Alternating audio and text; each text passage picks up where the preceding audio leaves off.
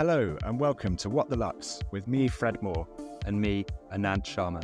Together we lead Much Reform, a design consultancy specialising in brand, digital experience and content. And this is a podcast that calls time on tired ideas of luxury. Alongside industry luminaries and thought leaders, we explore what truly defines category-leading products and services. I'm delighted and honoured for this episode of What the Lux to have the formidable Anthea Peers on the podcast. A lady who I seem to have spent the last month in about 6 different countries with, listening to you speak. We should qualify that why at many different locations. Yes, we probably should qualify panel that discussions. Why. And the pleasure is mine, Anant. It's been so lovely to see you there. Absolutely. I've seen you in Venice. I've seen you in Riyadh. That's right. I've seen you in, is that it? I see you in Dubai and now the UK. And I saw you at the Walpole Summit. Yes. Of course. Speak very, very well. Anthea, you've had an amazing career at Christie's, spanning, I think, 17 years. Am I right? That's right. Saying that. And you've really risen through the business in all sorts of different roles and departments. Can you just tell us a bit about your journey and how you came to be president, EMEA, of Christie's, which is arguably the most prestigious auction house in the world? Arguably, I would certainly agree it is. No, I thank you so much, and thank you so much for inviting me to speak today. I so enjoy the podcast that you do, and it's a real pleasure to be here. My interest in art was actually sparked by my aunt, my great aunt, bless her. She was an art historian. She was based in Ireland, and she really was, if you think I'm formidable, you should have met my dear Aunt Anne. She was absolutely extraordinary. She really pioneered art history, particularly for Irish artists. And so she travelled the land, finding underrepresented artists, pictures, and she really forced the purchase of contemporary artists at the time. So she was a great inspiration to me as a person, but also I was so lucky that she took my sister and I around exhibitions. And the value of that is that she opened the door to art for me. So she would take me around and she would signpost for me, you know, if you look for this, it means that, or why don't you count this, or have you seen what the Virgin and Child looks like? It was a wonderful opener for my sister and I, and it created the curiosity and the passion that continued in our life. And I think for me, when someone opens the door to the art world, it's a bit like learning to read. Suddenly you discover the enormity that is out there, and you have a forever passion that is always going to keep you interested and is going to stimulate you. So from there, I studied history of art at university, and my professor at university said to me, you have a very commercial mind. You should consider the commercial business. And to be clear, he was not giving me a compliment. In fact, quite the opposite. But I took it and I took the hint. And so I went into the commercial art world, first in galleries and then 17 years ago at Christie's, where I started as a PA. What an incredible journey to begin as PA and then now to be president. Well, 17 years is quite a long time. I mean, I was working away. I've been working very hard for 17 years and I am only just getting started. Sure, you are just getting started. Was there like a particular piece that first sort of set your heart alight? I think, there was, when in one of my early roles, I was working in the Impressionist department, and there was a beautiful Picasso portrait of someone that he had been hanging out with in the bars. And there was something about the way that portrait used to look out, something about his face, something about his eyes, and I found it absolutely mesmerizing. It was the De Soto portrait. I had always been passionate about art, but for me, I think that's where there was a crossover between something utterly beautiful in front of me and imagine if I could own that. Imagine if that could be on my wall, which it clearly can't because it's worth millions and millions and millions of pounds. But as a concept, it was a great moment for me. Just to go to the 101s of like how an auction house functions, can you just talk to what Christie's does, what its core business is, its mission, its purpose? Just if you could just contextualize how Christie's operates. Sometimes people have heard of us maybe because of a particular price. But actually, if you roll back, we started very differently. We were opened in 1766 by a man called James Christie. And if you look back into our archives, you can actually see his written books where he's made notes about buying hay before the auction so that the horses have something to eat while their owners go in to bid. And we now have a cafetiere, and I rather think that us serving coffee to clients is a sort of mirror of the hay. But James Christie started selling bits of furniture, home items. And then over time, the business has evolved to become an international organisation. We are present in 46 countries, and we offer something like 70 different categories of art. So that ranges from the beautiful jewellery to watches to blue chip paintings, so your Impressionist, modern, to old masters, right through to extraordinary things like dinosaur bones. We once sold a Spitfire, it's a personal favourite of mine, and a number of different items, particularly collection sales. But if that's what we're doing and that's what's up front, what's actually the basis of that is expertise. So we are made up of a group of experts, and they can come into your house and they know your artist. They know the picture, they know where it's from, they can analyze it, they know the buyers. And so it's that expertise which allows us to bring works for auction. We know how, we know where, and we know the works intimately. If that's the first pillar of what we do, the second pillar is about our client relationships. It's about the collectors that we work with, both bringing their works to sell and then finding them works to sell. And those relationships are incredibly serious. It's about trust. And relationships take a long time to form. They take time to build, and we take them incredibly seriously. They are the absolute bedrock of what we're doing. And then the third pillar, which I would say is an evolution probably of the last decade, is about where Christie sits in the ecosystem of art. It's not enough that we are our own organisation. We have to give back. We have to be part of the art world itself. And that's certainly something that in my role I'm leaning heavily into, whether it's our sustainability strategy, whether it's our HR strategy, whether it's how we present ourselves and collaborate with the world. Do you have family relationships that just span generations? And then how does that balance against, what's the sort of new collector? What does the new collector look like? And I'll tell you a perfect example. An example of a picture which spans the breadth of Christie's and will hopefully go forward into our history is in July, we're offering a work by Titian. It's a very early work called Rest on the Flight to Egypt. It dates to about 1510. Now, that painting was last offered at auction at Christie's in 1878, and it will be offered again in July in the same room where it was sold in 1878, but this time looking forward to a new buyer. Wow. Isn't that extraordinary? That's so cool. How do you sort of retain the sort of founding spirit of a place like Christie's? How is that sort of carried forward from one sort of version of Christie's into the next? We're lucky that the staff who come to Christie's, we do it because we want to be there. We're passionate about the objects, we're passionate about what we do, and we love working together. I always say that I get up to work and I'm excited to come into the office because I love my colleagues, I love interacting with them, and I love the passion of you come downstairs and you see beautiful things on the wall. And I think so with coming with that, there is a spirit and there's a shared sense of purpose. But we are owned by a family. We're owned by a great family of collectors, and that spirit from them goes down into our ranks, that we are always thinking first with our integrity, with collectors in mind. We're not thinking purely from a business perspective. One of the mantras that is instilled in us is it's not necessarily what you do, it's how you get there. It's what your path looks like so that you always get that right. What are your, in a leadership position, what are the types of changes that you'd like to make that you think would sort of continue to make Christie's relevant to the world today? It's about cherishing that tradition and holding it very, very close. At your peril, do you forget the 250 years that came before you? But it's also looking forward. So if you look at our new buyers, they're a very particular group and they're very different from what came before them. So roughly a third of our bidders at auction every year are new to the company. And of them, about a third are, I'm going to use the word millennial. It's very broad brush. I can't stand these terms, but for simplicity, let's call them millennial. Now, they're an amazingly powerful bunch, and they're coming in and they have different patterns from the collectors before. They collect cross-category. I think before, if you go back in time, collectors would often be passionate about one particular area, one or two, whereas now the new buyers, they look across. They've got a breadth of knowledge. They don't keep in one swimming lane. They love contemporary art. They love artists who are speaking the same language as them. And of course, they love digital. They're passionate about digital. We now have about 80% of our auctions are online. But they also care about what you do and what you say. They want to know your sustainability strategy. We are the only major auction house to have a sustainability strategy, which we brought out in 2021. We're also very clear about responsible culture. That matters for the next generation, so it really matters to us. What sorts of other services beyond auction does Christie's offer? And can you bring those service lines to life a little bit? So, my job before this one was working in private sales, which is brokering deals off auction. So that's if you want to buy a picture or sell a picture right now, we can make that connection for you. And that was a relatively small part of the business over the years. But then during COVID in particular, it rose enormously.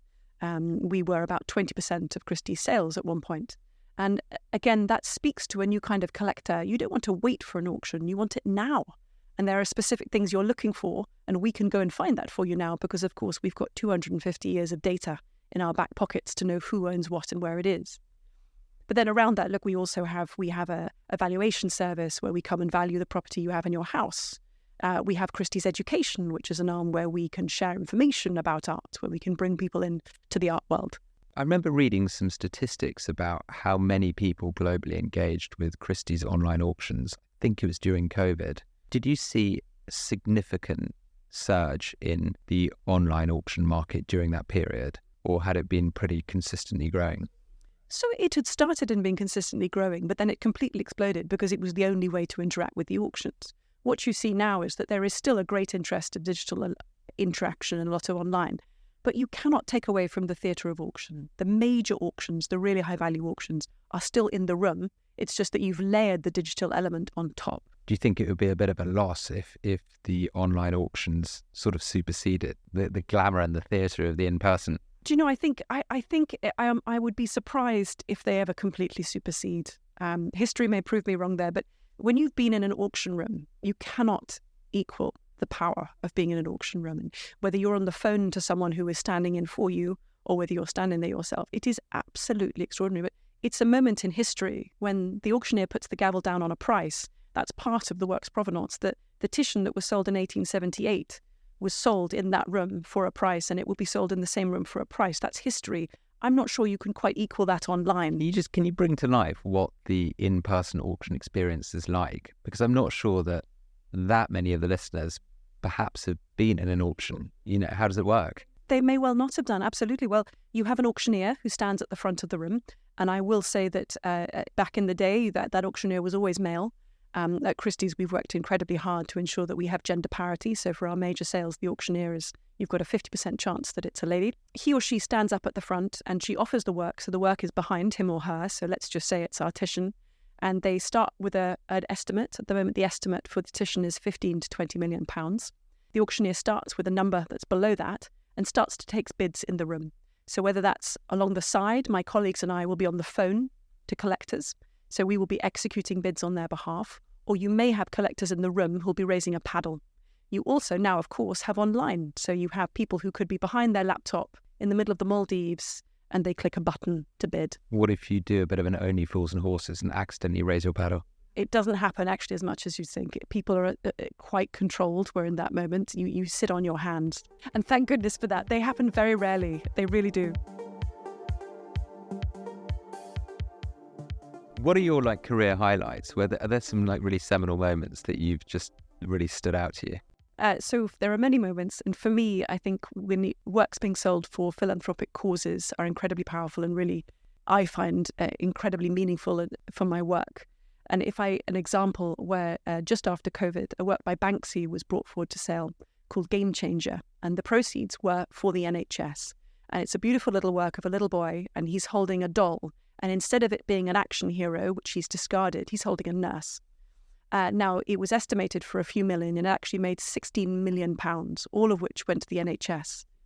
16 million pounds. And then even more beautifully, the buyer of it, he donated it back. So it currently is in Great Ormond Street Hospital on the wall. And it was utterly beautiful to watch. It was not just that the work had been donated. It was not just that it was bought. It was how many people were bidding it up because there was a collective belief in the importance of this moment. That's a beautiful story. How has the world of luxury changed, or even the term? How has that changed in your eyes? Yeah, I'm fascinated by the evolution of luxury because I feel that particularly in the last couple of years, luxury and art have started crossing over to each other a lot more than they ever did before. Again, back to my point about collectors and swimming lanes, I feel that again the different paths of what we do are starting to come together, and you see that outside Christie's with collaborations. The obvious being perhaps Kusama and Louis Vuitton doing a collaboration a few years ago, which led to a handbag. Now, for those who don't know, Yayoi Kusama is a very, very, very famous living artist, and one of her most famous pieces is sculptures in the shape of pumpkins, and they're beautifully colourful and fabulous. And as part of her collaboration with Louis Vuitton, she did a series of handbags in the shape of pumpkins, so literally art meeting luxury. They now come up at auction with us because, of course, they were limited edition, but they come up for auction with us. And we sold one recently this year for £25,000. So I would never have expected that a decade ago. And now that's something that you're really starting to see. It's the crossing of paths. For us, we touch on luxury in that we, of course, sell jewellery and watches. We're very proud to do so, also handbags.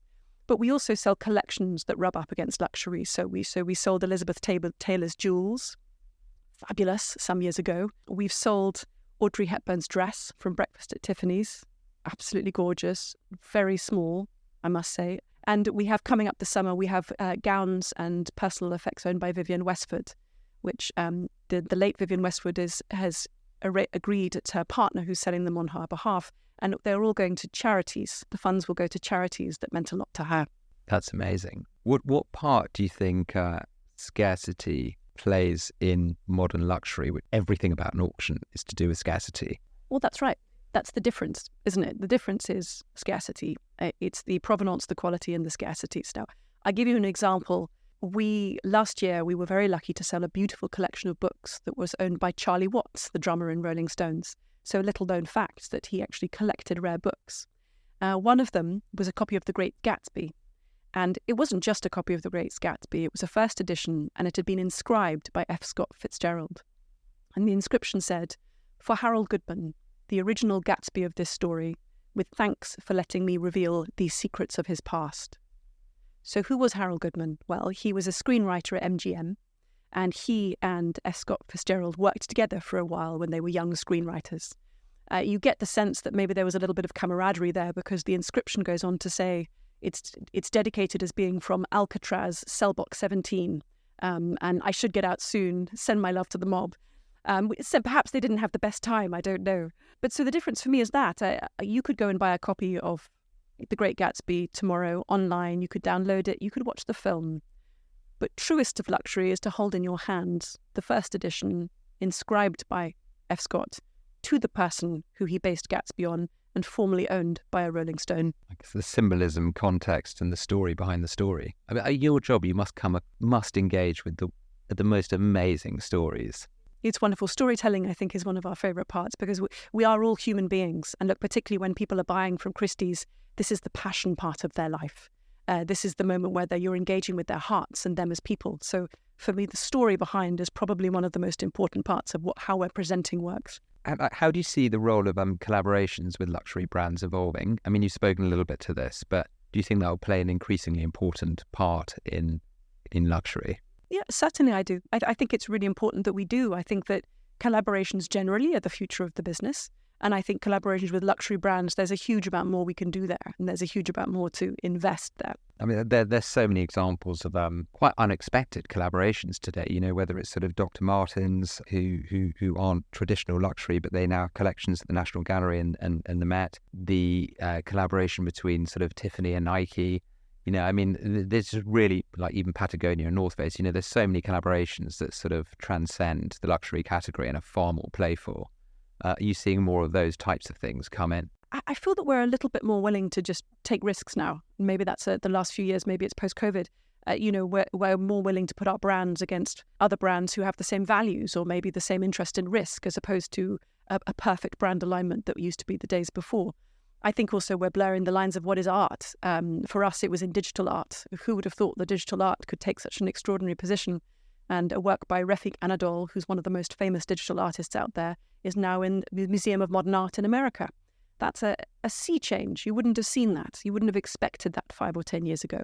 And so I think that speaks to the way that we're trying to look. And again, it's that the constant push that is on my mind is to remember my 250 years behind me, but to also think about what is the legacy for the generation ahead.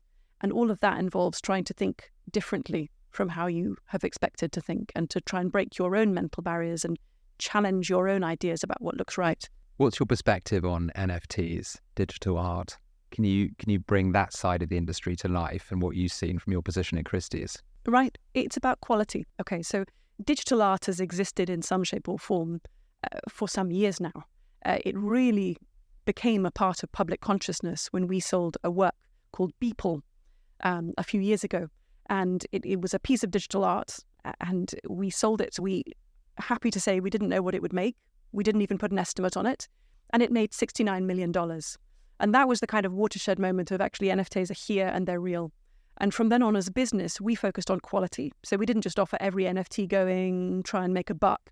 We very much focused on saying, what are the good NFTs with the real meaning, with a real purpose? So indeed, we were pleased to work with Refik Anadol on a dedicated NFT that he sold. And a number of other very special organizations that have done some really good. There's a lot of giving back in the world of digital art. Again, a little known fact, but actually a huge amount of money is raised for charity by a lot of the artists in digital world. So for me, there is a place. The artists and the buyers of the future grew up in the digital age. So digital art will always be a medium for them. Even if it isn't for these ancient dinosaurs like us, it seems a little strange, it will be part of the canon in the future. How are people displaying their works of digital art? How do you display them at Christie's? Well, we have a lot of fun with that because instead of having a painting on a wall next to another painting, we take over a room so that you can really get the effect of a piece of digital art. And I think probably most clients who buy them do something similar.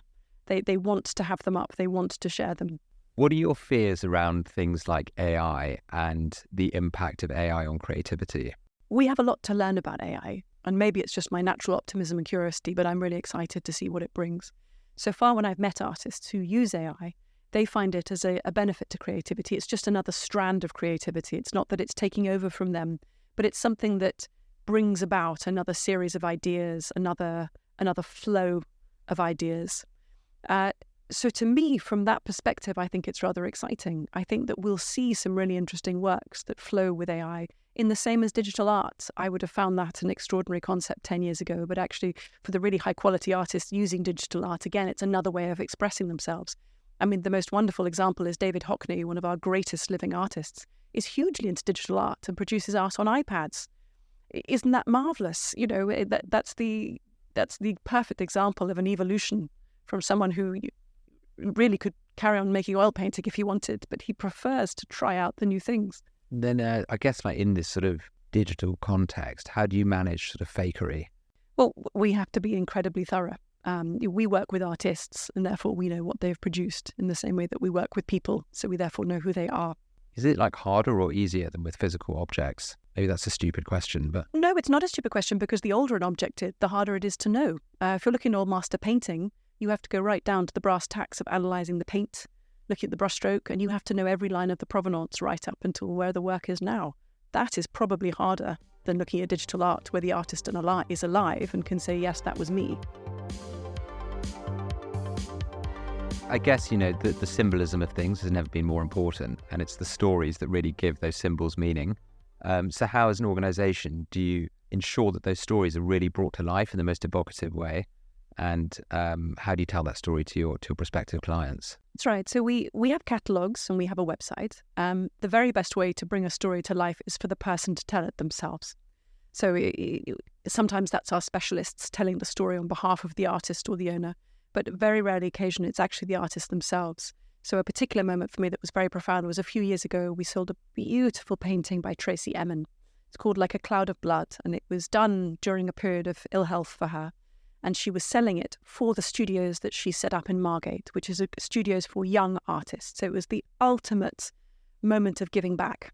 And she did a beautiful film for us, explaining why she was doing it, what the painting meant for her. It was incredibly profound. And I would say that work coming to auction was a really wonderful moment for all of us. And it was estimated something like £500,000 to £700,000, and it made about £2.2 million, all of which went into this beautiful organisation that she set up. That's amazing. What's the weirdest thing you saw? I mean, you spoke about a Spitfire earlier. That's quite cool. What's the sort of most left field thing? Dinosaur bones always do amaze me. And there was a dodo skeleton. And, you know, it's very small, actually. It's about this big. So sweet. And that's mad. But actually, meteorites are one of the weirdest and most wonderful thing that we sell. Because you really have to understand what a meteorite is. And I hand on heart, I'm not an expert in meteorites. And so when you first look at them, they are it's a lump of rock to the immediate eye, but when someone explains to you and explains that it has space dust on it and that it came from whichever planet and landed here and there, it's absolutely extraordinary. When you organise the collection, so say you have a Da Vinci, will you sort of curate some other unexpected things from that period or that sort of work alongside whatever that painting depicts? Or how varied are you with how you kind of assemble these collections?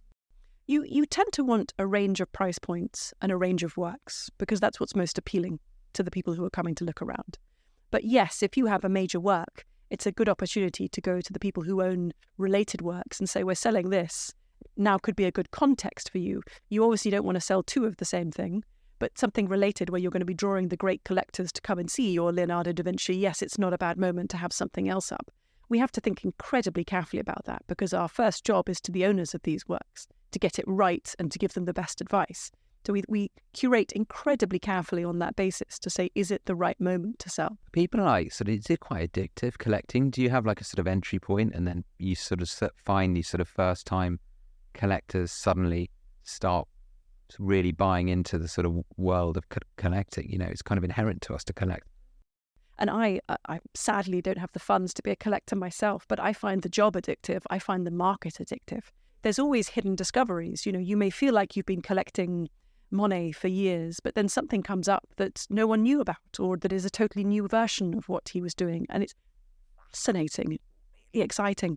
And I think certainly back to my point about the discovery of art, I discovered very early on just the alphabet of art, like what to look for in a picture. But from there, I've expanded. And no matter where I go, I'm always finding new markets or new artists or new types of craft, which make it all the more exciting for me. So for a collector's journey, they tend to come in, there tends to be a spark, something that draws them in, something that makes them bid for the first time. You could have bought one thing, money being no object. What would you have bought? Do you know, I would have bought the Banksy. Really? That's interesting. I would have bought the Banksy. It was such a beautiful image, if nothing else. And then the why and the where, I think I really would have bought the Banksy. Really? You'd have bought the Banksy? That's interesting. I would. And I would, if I was collecting, if my millions had come in already, I would also collect old master drawings. I find them the most fascinating category because it's the very, very basis of a painting. It's the truest art form. What's the ratio of new versus existing collectors and how has that changed? Well, if it's about a third of our bidders every year are new, it's pretty powerful actually of new buyers. I mean, if you think about how many people in the world are buying art every day, if a third of them every year are new, that's actually quite a strong group. A third every year are new. So you add on a third onto an existing collector base. Not everyone sticks around. Yeah. That'd be great if every single one of that third stuck around, but a significant portion do. In collecting something, I would imagine when you start, you do to your dying day. I think you keep an interest. You sometimes see a cycle of collecting starts and then it really, really grows and then it peaks. And then perhaps as you in life are retiring, you buy a little bit less and you sit in and you enjoy. But then steps in your next generation, that steps in your children and what do they feel about the collection? What do they want? And certainly in my experience, there's a very emotional connection to the collection of your parents. And whenever I'm speaking to the next generation, I always say how lucky they are because you have a connection with your parents that will completely outlive them because it's their passion. It's what they built when they cared. It's what they did. And you can have that on your walls forever. You're saying that now people are collecting in a far, I'm not going to say scattergun, but perhaps broader, let's say broader, that the collections are shallower but broader, reflecting a wider array of life interests? Or... Yeah, I mean, I think they're still pretty deep, but they're just broader. You know, rather than me collecting Dutch old masters for my entire life, I now could collect one of the greatest of every piece of art. I mean, it's how you categorize it. You're looking for greatness. You're looking for what touches you. A style of greatness rather than just a traditional taxonomy that defines one thing as falling into one time period. That's right. It's not getting in deep into one subject. It's sort of getting in deep into various ones. And again, you're looking for what moves you. So it's more personal. Which is kind of a reflection of society, isn't it? You know, when as we were saying earlier, you hate the word millennial. It's because whether you're 16 or 60, we are driven by interests that you can't categorize by demographic or all sorts of conventional categorization mechanisms. Well, right. But what does luxury mean to you? That's the question, isn't it? And to me, luxury is personal. It's deeply, deeply personal. What I consider a luxury in what I do day to day is going to be different. For some people, it's going to be taken on a helicopter to the roof of the Burj Khalifa and I don't know, given a Michelin-starred lunch. For me, actually, I'm afraid that I'm a deeply simple person. My luxury is something incredibly, incredibly simple. And I think then you look at the same thing in tastes. Do you know my luxury? I would go for a walk in the park near my house with my children and have just nothing but the silence of them and the trees. It sounds so ridiculous, but that is to me the most perfect luxury. It sounds ridiculous because I don't know anyone who's got children who are silent. Yes, I mean that is true. They are, unfortunately, they would ruin it. If I could maybe mute them or just dimmer switch them. But the experience of being with them. My luxury, for totally opposite reasons, has become airports purely because I've got a little bit of solace. Your children may be younger than mine. I'm just going to make a bet there. But so luxury is personal. But I think the perfect example of a newer type of collector was the great Paul Allen. So we sold his collection a few years ago. It was an enormously valuable collection. It went for a total of $1.6 billion. And hold the phone, every single dollar went to charity. He sold his entire collection after his death for philanthropic causes. Absolutely extraordinary. What an amazing thing to do. But what also defined that collection is he had collected the best of every category. So it wasn't just one. It wasn't just the best Dutch Old Masters. There was a Seurat representing Impressionism. There was a Botticelli for Old Masters. And I could go on. It's one of everything that was great. There's a Freud for post-war art. Absolutely fascinating. A Turner. He had a Turner. Now that's very unusual, but I think if that's the apex of collecting, it's still the style that you're going to see more of. I guess I'm just interested, perhaps as a last point, on the whole nature of a digital bid and what you think that takes from the experience, but also how you think that opens up the experience. And if that opens up a new part of the market and allows people to participate in something that is exciting, connects them with cultural context, engages them in story, and makes them feel part of something. And if you think that on the whole is a good thing, and we will see a new part of the market emerge as a result of digital. I 100% agree with you. And again, I'm all for the democratization of what we do. And so the broader your ability to bid, the better. So digitalization opens up a universe where you can be anywhere in the world at any time zone and you can still bid at the click of a button. That's a very good thing. That opens up. If you think 30 years ago you had to be sitting in the room and then you had to be on the phone to someone in the room, now you can be anywhere in the world and you have the power and you have the privacy to bid on your own. So that's a really, really good thing. I think that does open up. There's also, let's be honest, for some people it could be intimidating to be in the room. I really understand that. I really respect that. Whereas for us, most of us, we're fairly used to buying things online. And whether it's eBay or whether that's an online seller, you're more used to it. So you're probably more comfortable being able to work online. So again, Christie's has to rise to meet that in order to make the experience right for you. And then you do open up a new universe of buyers. That's incredibly exciting. What is it you think an auction gives people that a simple purchase can't? It is a moment in time to buy something. And when it's past, it's past. So if you decide to come and buy my Titian in a couple of weeks' time, you've got one shot to do it. And then it's going to go back into someone's house and you can't buy it again. And I guess that thing will always be more meaningful to you if it's bought in that way. It's special. And look, you competed against other people and you won. That's great. That's really exciting. And you established a price, whether that's a low or a high or an unexpected price, it's a price that you established it. And again, it's a stamp on that work's history. And you did that and you were part of it. It's part of a kind of agreement between all those parties involved of we're going to make a moment here. And you can't do that if the moment could be tomorrow, Thursday, Friday. It has to be that you have that one moment in time which is delineated. And if you're not there, you miss it.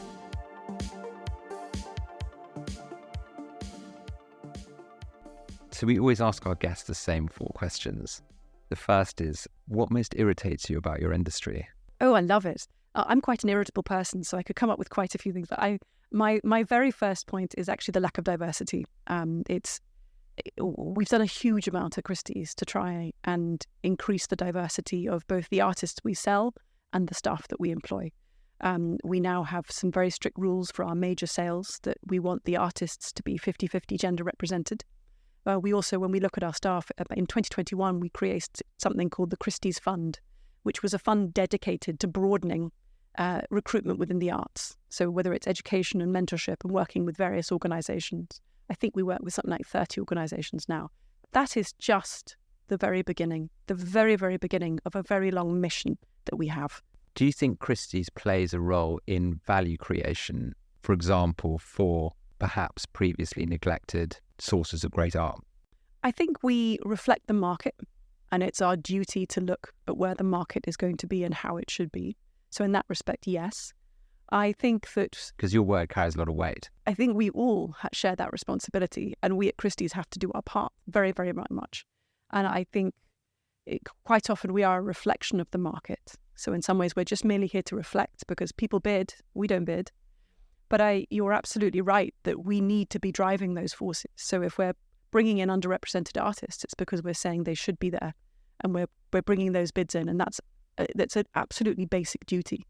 And if I segue to our sustainability strategy, we're the only major auction house to have a sustainability strategy, but look, we don't keep it just for us. One of the projects we have is trying to move from shipping works by plane to shipping works on actual ships, like real life ships. And on a ship, you've got a container. Now, we don't necessarily fill a container. So we've been working with various organisations such as dealers and galleries to say, do you want to go in on the container with us? And that's the most minor thing. But it's really important that that's what we're doing and that's what we're trying to lead at the front of, because it matters. Where do you see Christie's sort of being in the next 10 years if all goes to plan? I would hope that we are holding on to our values and looking forward. And I give you my personal example of what that looks like, which was in October last year during Frieze Week. We invited an artist called Laquena McIver to take over our building. So our building, which we've been in for over 250 years, was taken over by this young female artist who's based here in the UK. And she covered the stairs, the windows, she covered the pillars with this amazing works of art that she does, amazing colour. And what we were saying there was that our beautiful old building is in the hands of an artist, because an artist is at the centre of what we do. It's also in the hands of a young creative artist, because we're looking forward. We're looking at where our market will be in 10 years. What most concerns you about the world we're all leaving our kids? Many, many things. I will say, from the arts perspective, I'm really concerned about funding for our museums. We are so lucky in this country to have such extraordinary museums and that they are open for free. The access is free. It's an extraordinary gift that we have, and it's an extraordinary gift to our children. And I really hope that we can find a way to give them the funds and the support they need to do that.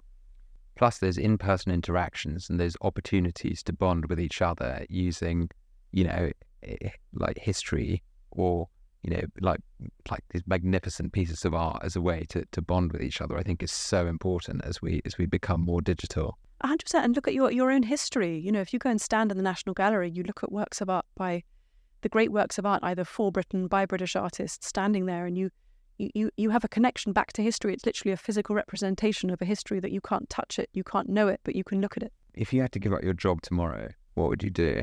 I mean, perhaps bouncing on my last point, I must admit I wake up every morning and I think it's really time I went into politics. I think it's time to get involved. I'll patiently wait for you to do something slightly better than what's happening at the moment. No comments, yeah. Which I would definitely find quite exciting. And on that, what is the most exciting thing for you personally in the next 5 years? I want to see where Christie's can go. I feel a huge amount of excitement in the company at the moment. I feel an enormous amount of passion. I feel that we're riding the changes in a way that I find very positive, and I'm incredibly excited to see how that goes. With every season, I see an impact of what we're trying to do, and I see a change, and I see an evolution towards something that to me looks incredibly exciting. So I just cannot wait to be part of that. What a wonderful way to end. Thank you so much for your time. It's been a real joy speaking to you. It's been a pleasure. Thank you so much. Thanks so much for listening. This has been What the Lux. You can find us on socials at Much Reform, and drop us any questions or comments on Twitter using the hashtag #WhatTheLux. Or if you're a luxury brand looking for strategy and design that goes beyond the banal, get in touch via hello@muchreform.com and chat to one of our consultants.